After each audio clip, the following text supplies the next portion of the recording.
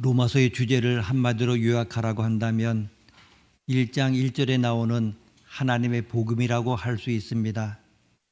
복음이란 쉽게 말한다고 하면 복된 소식, 기쁜 소식을 말합니다. 우리가 신앙생활을 바로 하기 위해서는 복음에 대해서 제대로 아는 것이 무엇보다도 중요합니다. 하나님이 우리를 위해 주신 성경 말씀 전부가 복음이라고 할 수 있기 때문입니다. 그 중에서도 예수 그리스도는 복음 중에 복음입니다. 죄와 죽음의 노예가 된 우리에게 구원자 예수 그리스도가 오셨다고 하는 것을 가장 기쁜 소식이 아닐 수가 없습니다. 신앙생활을 좀 한 사람이라고 한다고 하면 예수 그리스도의 복음이라고 하는 그 말에 매우 익숙해져 있습니다. 그러나 1절에서 사도 바울이 말한 하나님의 복음이라고 하는 표현은 좀 낯설게 들립니다. 우리가 성경의 진리를 조금만 깊이 이해하기 시작한다면 하나님의 복음이라고 하는 말은 신구약에 들어있는 내용을 한마디로 요약한 차원 높은 표현임을 알 수가 있습니다. 바울이 하나님의 복음이라고 하는 말을 로마서 서두에서 사용하는 이유가 여기에 있습니다. 로마서에서 제일 많이 사용된 단어가 하나님이라고 하는 말입니다. 도합 153번이나 나옵니다. 이 헬라어 원문을 가지고 분석해 볼 때 153번이라는 횟수는 매 46단어마다 한 번씩 하나님의 이름을 사용했다고 하는 것을 말합니다. 이것은 성경 66권 중에 로마서를 빼고는 다른 성경 어디에서도 그 예를 찾아볼 수가 없는 높은 사용 횟수라고 하는 것입니다. 복음을 체계적으로 가르치고 있는 로마서에서 하나님이라고 하는 이름이 이처럼 파격적으로 많이 사용된 이유는 우리를 구원하실 계획, 즉 복음이 하나님의 가슴에서부터 나왔다고 하는 것을 가르쳐 주려는데 그 의도가 있다고 생각이 됩니다. 어느 회사에 최근 친구의 전도로 교회를 나와서 예수 믿고 그리스도인 된 사람과 아직 교회 다니지 않은 그 친구가 함께 대화를 나누고 있었습니다. 예수 믿지 않은 그 친구가 그래 자네 요즘 교회를 다니는 그리스도인이 되었다지. 그런데 그럼 성경에 대해서 많이 알겠군. 또 삼위일체에 대해서도 많이 배웠을 테고 어디 한번 좀 설명 좀 해줄 수 없겠나. 이렇게 예수 믿지 않은 친구가 말했습니다. 아니 나는 아직 그런 건 잘 몰라. 아니 자네가 예수 믿는 신자가 되었다고 한다고 하면서 그런 것도 모른단 말이야? 그래 자네 말이 맞아. 아닌 게 아니라 나는 별로 아는 것이 없어. 다소 부끄럽지만 정말 그래. 하지만 이 사실 하나만큼은 분명히 알고 있지. 지금의 나는 3년 전에 내가 아니라는 이 사실 말이야. 나는 정말 놀랍게 변화를 받았어. 기독교는 변화의 종교입니다. 삶의 본질을 바꿔 놓는 힘이 있습니다. 우리가 잘 알고는 영화배우 찰턴 헤스턴은 기독교 영화 10개나 배너 등 성경을 배경으로 한 영화에 많이 출연을 하였습니다.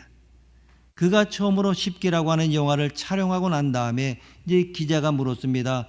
헤스턴 씨, 모세 같은 성인의 역할을 하면 배우 자신도 영적 생활에 변화가 옵니까? 이렇게 물었을 때에 헤스턴이 참 감동적인 대답을 했습니다. 시내산 흙을 밟고 올라갔던 사람이 어떻게 정과 같은 인간으로 내려올 수 있겠습니까? 이처럼 기독교는 변화의 종교입니다. 기독교는 단순한 지식 정보의 종교가 아닙니다. 바로 변화의 종교입니다. 인생의 BC와 AD의 분기점을 이루는 근본적인 거듭남을 핵심으로 하고 있습니다. 그래서 바울은 자신을 혁명적으로 변화시킨 예수 그리스도의 복음을 자랑하고 있습니다. 그는 아주 떳떳하게 자신의 신앙을 나타내고 있습니다. 나는 복음을 부끄러워하지 않습니다. 그 당시 로마 사람들이 얕잡아보고 있던 기독교 신앙으로의 개종을 그는 전혀 부끄러워하지 않았음을 세상 사람들 앞에 천명하고 있는 것입니다. 그는 십자가의 복음을 영광스럽게 자랑하고 있는 것입니다. 오히려 바울은 지금 자신을 변화시킨 복음의 위력을 구체적으로 설명하고 있습니다. 예수 그리스도의 복음이 얼마나 위력이 있는지, 반대자를 헌신자로, 박해자를 순교자로 바꿔 놓았음을 말하고 있습니다. 그렇습니다. 우리가 성경을 보게 되면 예수를 제대로 만난 사람들은 하나같이 혁명적인 변화를 받았습니다. 이름도 달라졌습니다. 시몬이 베드로가 되었고, 레위가 마태로 바뀌었고, 사울이 바울로 계명이 되었습니다. 즉 복음의 능력은 악한 자를 선하게 변화시켜 놓습니다. 비도덕적인 자를 도덕적인 새 사람으로 갱생시킵니다. 막달라 마리아나 사마리아 수가성 여인 같은 케이스입니다. 또 윤리적으로 착한 사람까지도 그 영혼을 거듭나게 하는 영적인 능력을 나타냅니다. 오늘 본문은 로마서 전체의 주제가 되는 말씀입니다. 그 주제는 하나님의 복음입니다. 16절 말씀 보게 되면 내가 복음을 부끄러워하지 아니하노니 이 복음은 모든 믿는 자에게 권어주시는 하나님의 능력이 됨이라. 먼저는 유대인에게요 그리고 헬라인에게로다. 아멘. 그리고 17절에서는 복음에는 하나님의 의가 나타나서 믿음으로 믿음에 이르게 하나니 기록된 바 오직 의인은 믿음으로 말미암아 살리라고 했습니다. 사도 바울이 가장 중요하게 생각했던 단어는 복음입니다. 1장에서 이 복음이라는 단어를 6번이나 언급하고 있습니다. 1절을 보게 되면 자신은 이 하나님의 복음 때문에 택함을 받았다 이렇게 말합니다. 또 9절에 보게 되면 그는 그의 아들의 복음 안에서 하나님께서 자신의 증인이 되셨다 이렇게 고백합니다. 이렇게 예수 그리스도의 복음 때문에 그는 하나님에 대해서 눈을 뜨게 된 것입니다. 그리고 14절 15절에서 이 복음 때문에 자신은 빚진 자가 되었고 이 복음 때문에 나는 로마에 있는 너에게도 가고자 했다 이렇게 말하고 있습니다. 나는 복음의 빚쟁이다, 나는 복음의 빚진 자다, 그런 생각을 그는 끊임없이 했습니다. 16절에 보게 되면 나는 이 복음을 부끄러워하지 아니한다고 말합니다. 16절 말씀 우리가 함께 읽겠습니다. 16절입니다. 내가 복음을 부끄러워하지 아니하노니 이 복음은 모든 믿는 자에게 구원을 주시는 하나님의 능력이 됨이라. 먼저는 유대인에게요 그리고 헬라인에게로다. 아멘. 그렇습니다. 이 복음은 능력입니다. 그것은 땅의 능력이 아니요 하늘의 능력입니다. 사람의 능력이 아니라 하나님의 능력입니다. 외적인 능력이 아니라 내적인 능력입니다. 한마디로 복음의 능력은 구원을 얻게 하는 능력입니다. 믿는 자에게 구원을 주시는 하나님의 능력인 것입니다. 그래서 나는 복음을 부끄러워하지 아니한다. 나는 이 복음을 자랑한다. 나는 이 복음을 선포한다. 나는 이 복음을 위하여 죽겠다라고 했습니다. 바울의 삶의 가치라고 하는 것은 복음의 가치요, 그의 죽음의 가치도 복음의 가치입니다. 한마디로 그의 일생은 복음입니다. 사실 복음은 영광스러운 것입니다. 무엇과도 비교할 수 없는 영광스럽고 귀한 것입니다. 왜? 구원을 사모하는 모든 이에게 주시는 하나님의 선물과 능력이기 때문입니다. 마틴 루터는 복음의 능력을 이렇게 설명합니다. 하나님의 능력인 복음은 인간을 죄에서 의로, 죽음에서 생명으로, 지옥에서 천국으로, 사단의 나라에서 하나님의 나라로 옮겨주며 영생을 주고 영원한 형벌로부터 영원한 기쁨과 행복으로 이끌어주는 능력이다 이렇게 말합니다. 여러분, 정말 우리 모두 하나님의 능력을 자주 체험하는 축복이 있기를 원합니다. 우리가 예수님의 활동을 읽다 보게 되면 12년 동안이나 혈루증으로 앓던 한 여인이 소개됩니다. 그 당시 어떤 의술을 넣어도 정말 치료가 불가능한 그러한 절망 상태였습니다. 평소에는 취약 상태였습니다. 그런데 그 여인은 자기 마음에 예수님의 옷자락만 만진다 할지라도 나을 줄로 믿었습니다. 바로 그 순간 예수님께서 이렇게 놀라운 축복을 선언해 주셨습니다. 딸아, 안심하라, 내 믿음이 너를 구원하였다. 오늘 우리에게도 이런 능력이 나타나기를 원합니다. 우리가 믿기만 하고 구원을 믿기만 하면 구원받고 치유의 기적이 나타나고 신비의 역사가 일어납니다. 그래서 복음입니다. 기쁜 소식입니다. 19세기 초 캐나다에서 최초로 남태평양 군도에 파송받아 선교하던 존 게디스의 기념비에는 이런 아름다운 글귀가 새겨져 있다고 합니다. 1848년 그가 이 섬에 상륙하였을 때 이 땅에는 한 사람의 크리스천도 없었다. 그러나 1872년 그가 떠날 때 이 섬에는 한 사람의 이교도도 없었다. 저는 이러한 복음의 능력이 우리 교회와 이 지역에도 그대로 이루어지기를 원합니다. 우리 가정에는 이런 놀라운 역사가 일어나기를 원합니다. 내가 처음 예수를 믿을 때 우리 가문에는 한 사람의 크리스천도 없었다. 그러나 내가 죽을 때 우리 가문에는 한 사람의 불신자도 없었다. 이것이 바로 하나님의 능력이요 복음의 위력입니다. 성경은 오늘도 간단하게 선언하고 있습니다. 주 예수를 믿으라. 그리하면 너와 내 집이 구원을 받으리라. 아멘. 그러면 구원이 무엇입니까? 그렇게 중요한 구원이란 어떤 의미가 있습니까? 16절에서 그 의미를 크게 네 가지로 찾아볼 수가 있습니다. 16절 말씀을 가만히 읽어보게 되면 첫째, 구원이란 내가 노력해서 얻어지는 것이 아니라고 하는 뜻이 있습니다. 그렇습니다. 구원은 하나님의 선물입니다. 선물이 무엇입니까? 사람이 노력해서 얻어지는 것이 아닙니다. 인간은 절대로 인간을 구원할 수가 없습니다. 진정한 구원은 인간 밖에서 와야 합니다. 구원은 하나님께로부터 오는 것이 진짜입니다. 많은 사람들이 구원은 하나님으로부터 오는 것이라고 믿으면서도 동시에 내가 노력해서 얻는 것이라는 이중적인 생각을 합니다. 여기에 구원의 불안이 있습니다. 구원은 하나님의 선물입니다. 하나님이 주시는 것입니다. 그래서 구원받은 자는 감격이 있고 감사가 있는 것입니다. 그리고 16절에 나타난 두 번째 메시지는 예수 그리스도를 통해서만 구원이 있다는 메시지입니다. 16절을 다시 보게 되면 이 복음은 모든 믿는 자의 구원을 주시는 하나님의 능력의 팀이라고 했습니다. 구원을 우리에게 주시는 하나님의 능력이 무엇입니까? 복음입니다. 복음이 우리에게 구원을 주시는 것입니다. 복음만이 우리에게 구원을 줍니다. 그 복음은 누굽니까?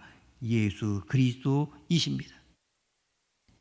여러분, 천국 가는 길은 오직 하나입니다. 예수 그리스도뿐입니다. 구원은 예수 그리스도로만 가능합니다. 그리고 세 번째, 우리는 16절에도 구원에 관한 놀라운 진리를 하나 더 발견하게 됩니다. 믿는 자에게 구원이 온다는 것입니다. 예수님이 구원입니다. 예수님은 우리에게 구원을 주시는 하나님의 능력입니다. 어떻게 하면 그 구원을 얻을 수 있습니까? 구원이 공짜요, 하나님의 선물이요, 은혜로 주어지는 것이기 때문에 누구든지 자동적으로 구원을 받습니까? 아닙니다. 예수님을 믿어야 합니다. 이 구원 앞에 모든 믿는 자들에게라고 하는 말이 있습니다. 모든 믿는 자들에게란 예수님을 영접하고 믿는 사람들에게라고 하는 뜻입니다. 하나님께서 예비하신 구원을 그 사람에게 주시는 것입니다. 요한복음 1장 12절 말씀 보면 영접하는 자 곧 그 이름을 믿는 자들에게는 하나님의 자녀가 되는 권세를 주셨단 말씀합니다. 예수님을 영접하는 자 곧 그 이름을 믿는 자들에게는 하나님의 자녀가 되는 권세를 주셨습니다. 자, 이 말씀에 근거한다고 하면 우리는 구원을 받았습니까? 안 받았습니까? 받았습니다. 구원은 자기 감정으로 받는 것이 아닙니다. 구원은 철저하게 하나님의 도움으로 받는 것입니다. 여러분, 예수 그리스도를 영접하고 그 이름을 믿어 하나님의 자녀가 되는 권세를 받으십시오. 여러분, 믿고 영접하는 것 내가 하지만은 하나님의 자녀가 되는 권세를 주시는 것은 하나님이 하십니다. 그리고 마지막으로 또 한 가지를 보게 되면 첫째는 유대인에게요, 또한 둘째는 헬라인에게로다. 무슨 말입니까? 구원의 대상은 제한이 없다는 것입니다. 유대인에게도 헬라인에게도 똑같이 구원이 임한다는 뜻이요, 남자에게도 여자에게도 어린아이에게도 어른에게도 피부 색깔이 다른 사람에게도 구원은 똑같이 임한다고 하는 뜻입니다. 원신에게도 현대인에게도 시대를 초월한 누구에게든지 예수 그리스도를 부르는 자는 구원을 얻으리라고 하는 것입니다. 우리는 이 구원에 대한 네 가지 비밀들을 16절 한 절에서 살펴보았습니다. 첫 번째 구원은 사람이 만드는 것이 아니고 사람이 주는 것도 아닙니다. 구원은 하나님의 선물이고 하나님이 주시는 것입니다. 구원은 공짜요, 은혜요, 축복입니다.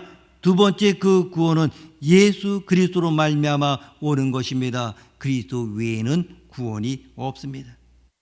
상대적인 구원은 이 세상에 많이 있지만 절대적인 구원은, 유일한 구원은 하나뿐인 것입니다. 예수 그리스도를 믿음으로 구원받게 되는 것입니다. 우리는 구원에 대하여 또 한 가지를 배웠습니다. 구원은 그냥 얻어지는 것이 아니라 내가 믿음으로 얻어진다는 사실입니다. 구원은 그냥 받아들이면 되는 것입니다. 예수님을 인정하면 되는 것입니다. 그분이 나를 위하여 십자가에 못 박혀 돌아가셨고 부활하셨고 다시 살아나셨다는 사실을, 성경에 기록된 예수님에 대한 그 사실을 영접하고 믿고 따르면 구원이 즉각 내게 임하게 되어 있습니다. 이 구원은 제한이 없습니다. 모든 민족에게, 모든 열방에게, 모든 사람에게 하나님은 이 구원을 주십니다. 이제 이 구원, 복음으로 말미암아 얻은 이 구원에 대하여 17절에서 좀 더 깊이 설명을 합니다. 17절 말씀 함께 읽습니다.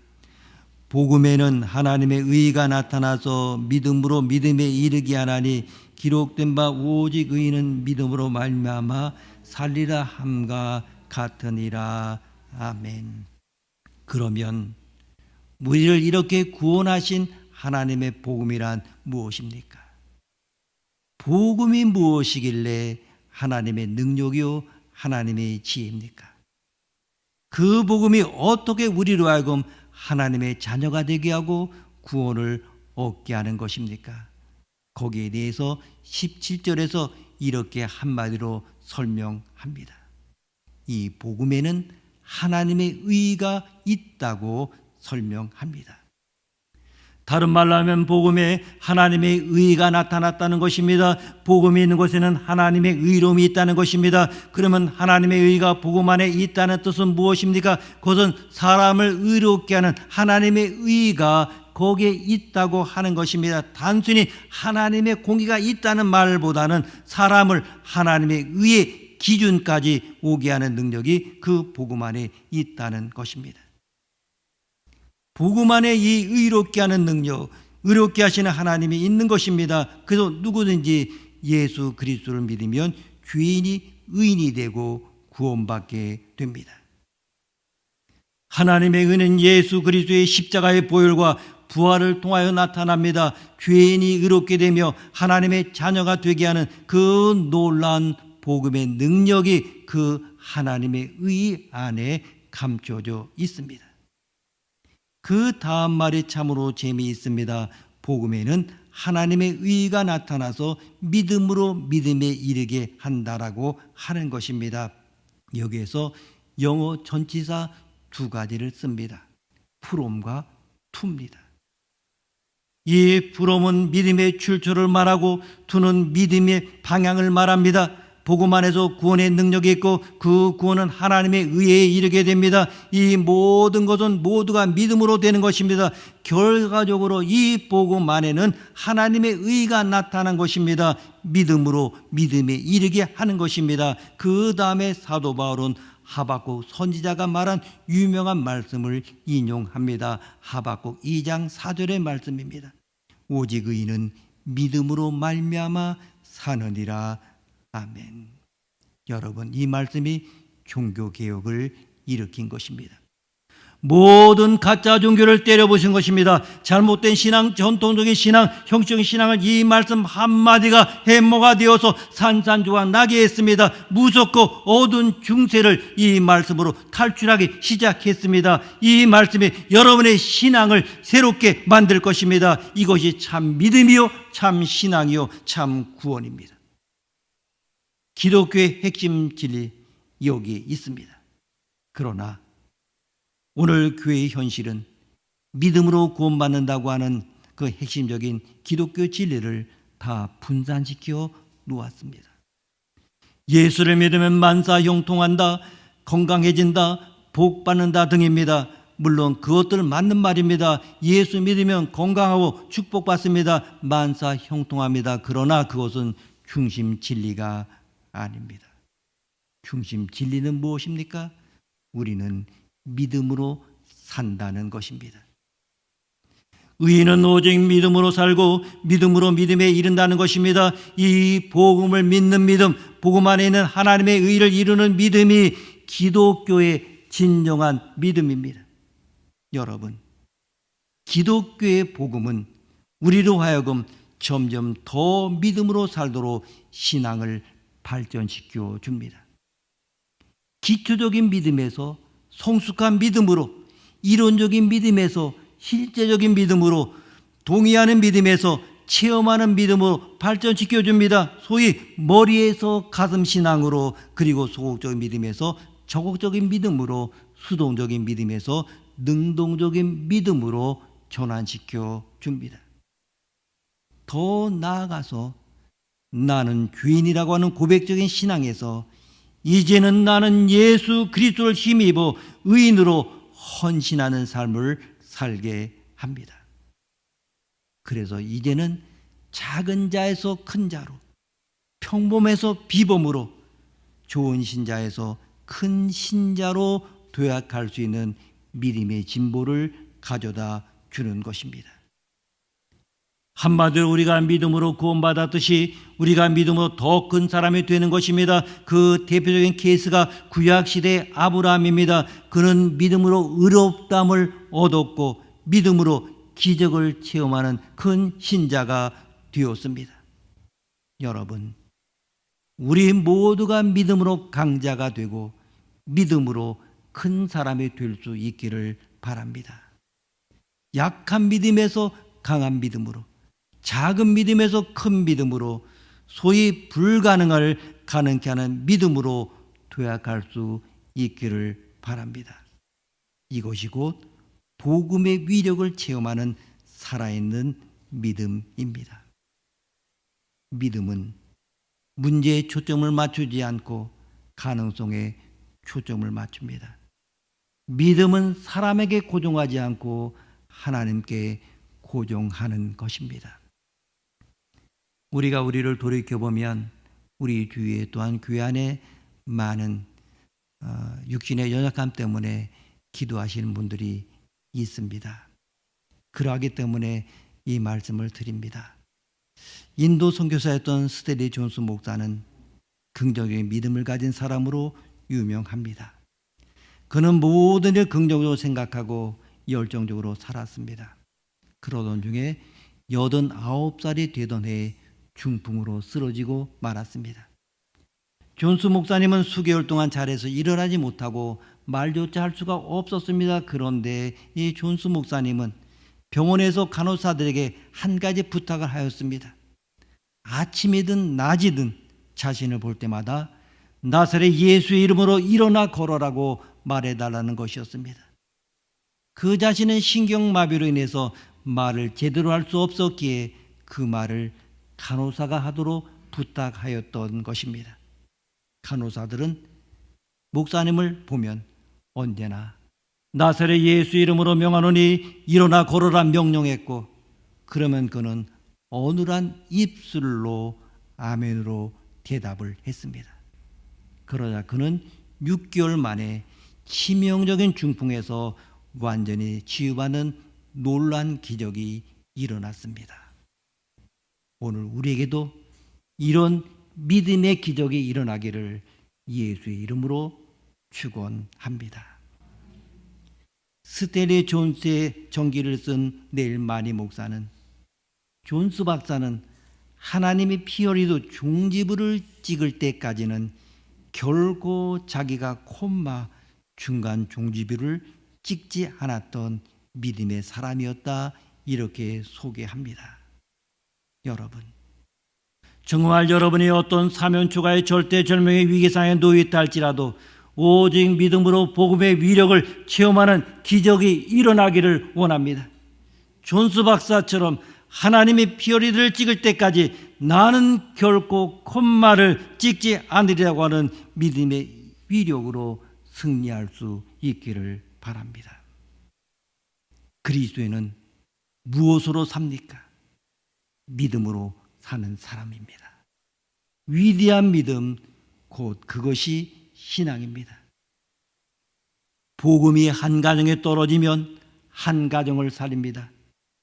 연세대 총장이었던 백낙준 박사는 한국 교회사에서 유명한 인물입니다.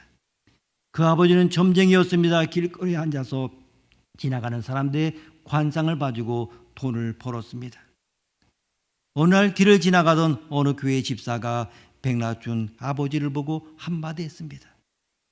여보시오, 그런 짓 하다가 당신도 망하고 자식도 망할 텐데 그 집 빨리 그만두고 예수나 믿으시오.